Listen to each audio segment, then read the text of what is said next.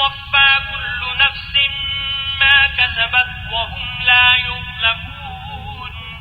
اور اس دن سے ڈرو جب کہ تم خدا کے حضور میں لوٹ کر جاؤ گے اور ہر شخص اپنے اعمال کا پورا پورا بدلہ پائے گا اور کسی کو کچھ نقصان نہ ہوگا. يا أيها الذين آمنوا إذا تداينتم بدين إلى أجل مسمى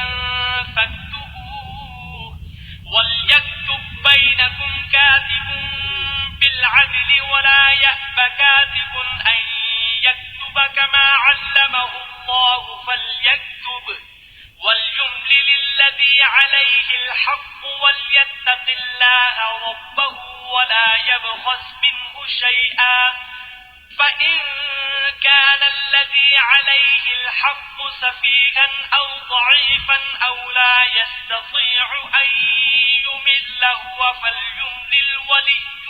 بالعدل واستشهدوا شهيدين من رجالكم فإن لم يكونا رجلين فرجل وامرأتان ممن ترضون من الشهداء أن تضل إحداهما فتذكر إحداهما الأخرى ولا يأبى الشهداء إذا ما دعوا ولا تسأموا أن تكتبوه صغيرا أو كبيرا إلى أجله ذلكم أقسط عند الله وأقوم للشهادة وأدنى ألا ترتابوا إلا أن تكون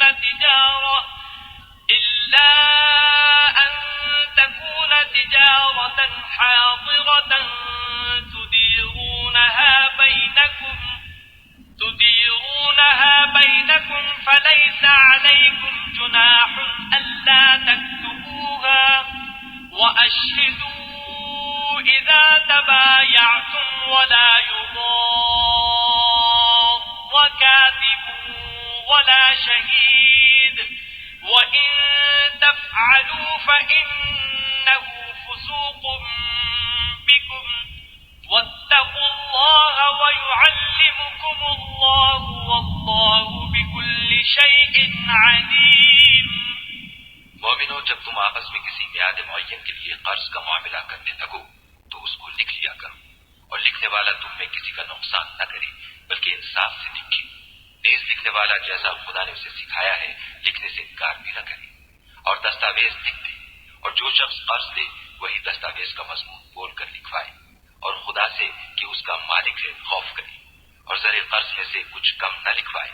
اور اگر قرض دینے والا بے عقل یا ضعیف ہو یا مضمون لکھوانے کی قابلیت نہ رکھتا ہو تو جو اس کا ولی ہو وہ انصاف کے ساتھ مضمون لکھوائے اور اپنے میں سے 2 مردوں کو ایسے معاملے کے گواہ کر لیا کرو. اور اگر 2 مرد نہ ہوں تو 1 مرد اور 2 عورتیں جن کو تم گواہ پسند کرو کافی ہے کہ اگر ان میں سے ایک بھول جائے گی تو دوسری اسے یاد دلا دے گی. اور جب گواہ گواہی کے لیے طلب کیے جائے تو انکار نہ کرے. اور قرض تھوڑا ہو یا بہت اس کی دستاویز کے لکھنے لکھانے میں کاہلی نہ کرنا. یہ بات خدا کے نزدیک نہایت قریب انصاف ہے اور شہادت کے لیے بھی یہ بہت درست طریقہ ہے. اس سے تم کو کسی طرح کا شک و شبہ بھی نہیں پڑے گا. ہاں اگر سودا دست بدست ہو جو تم آپس میں دیتے ہو تو اگر ایسے معاملے کی دستاویز نہ لکھو تو تم پر کچھ گناہ نہیں. اور جب خرید و فروخت کیا کرو تو بھی گواہ کر لیا کرو اور کاتب دستاویز اور گواہ معاملہ کرنے والوں کا کسی طرح کا نقصان نہ کرے. اگر تم لوگ ایسا کرو تو یہ تمہارے لیے گناہ کی بات ہے اور خدا سے ڈرو اور دیکھو کہ وہ تم کو کیسی مفید باتیں سکھاتا ہے اور خدا ہر چیز سے واقف ہے. وَإِن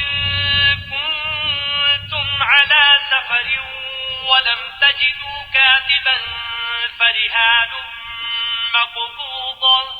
فَإِنْ أَمِنَ بَعْضُكُمْ بَعْضًا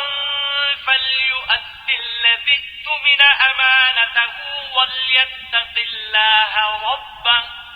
وَلَا تَكْتُمُوا الشَّهَادَةَ وَمَن يَكْتُمْهَا فَإِنَّهُ آثِمٌ قلبه والله بما تعملون عليم. اور اگر تم سفر پر ہو اور دستاویز لکھنے والا نہ مل سکے تو کوئی چیز رہن باقبضہ رکھ کر قرض لے لو.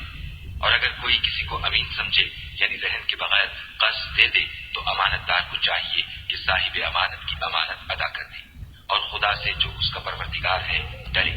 اور دیکھنا شہادت کو مت چھپانا، جو اس کو چھپائے گا وہ دل کا گناہگار ہوگا، اور خدا تمہارے سب کاموں سے واقف ہے.